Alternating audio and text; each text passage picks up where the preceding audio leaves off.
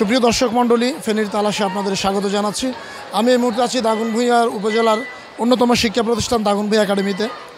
প্রচণ্ড গরমের মধ্যে চলছে শিক্ষা প্রতিষ্ঠানের কার্যক্রম চলছে। আমরা দেখতে পাচ্ছেন আমাদের পেছনে হাজার হাজার শিক্ষার্থী। দাগনভূঞা একাডেমিতে ঈদ পরবর্তী বন্ধের পর আজকে তৃতীয় দিনের মতো ক্লাস চলছে সারা দেশের মতো। প্রথম রবিবারে ক্লাস শুরু হওয়ার পর সারা দেশ থেকে হিট স্ট্রোকে শিক্ষকদের মৃত্যুসহ নানা ধরনের নিউজ পাওয়া গেলেও সারা দেশে পুরোপুরিভাবে ক্লাস চলছে। আমরা আজকে দেখতে এসেছি দাগনভূঞা একাডেমি। এখানে আসার পর দেখছি ছাত্রছাত্রীদের বিশেষ করে গরমে তাদের অবস্থা অনেক বেশি নাজেহাল। আমার পেছনে আপনারা দেখতে পাচ্ছেন এখন স্কুলের বিরতি চলছে। অনেকের অবস্থাই অনেক বেশি কঠিন এবং কি সবচেয়ে বড় সমস্যা হচ্ছে এখানে বিদ্যুৎ থাকে না নিয়ম করে। সারাদিনে একবারের জন্য বিদ্যুৎ আসেনি, গত 3 দিনে এরকম ঘটনাও ঘটেছে।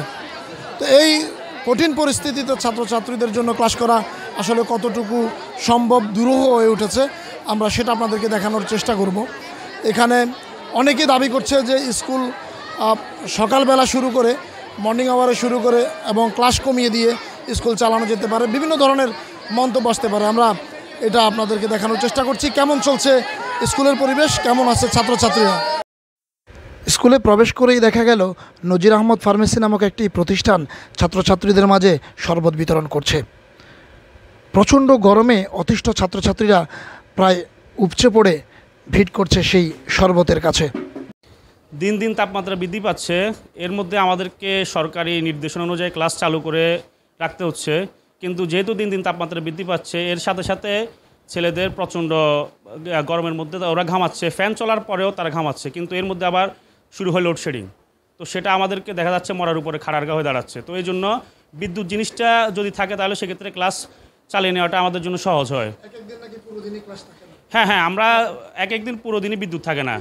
এটা হয়তো বা যান্ত্রিক ত্রুটি হতে পারে অথবা লোডশেডিংয়ের জন্য হতে পারে। দেখা গেল যে যেদিন স্কুল খুলেছে রোববারে, সেদিন একেবারে 10টা থেকে 4টা পর্যন্ত পুরো দিনই লোডশেডিং ছিল।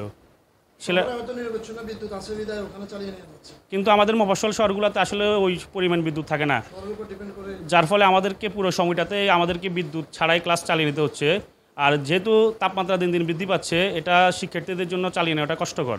ওরাই গরমের মধ্যে প্রচণ্ড ঘামের মধ্যে ক্লাস নেওয়াটা ওদের জন্য কষ্টকর। তো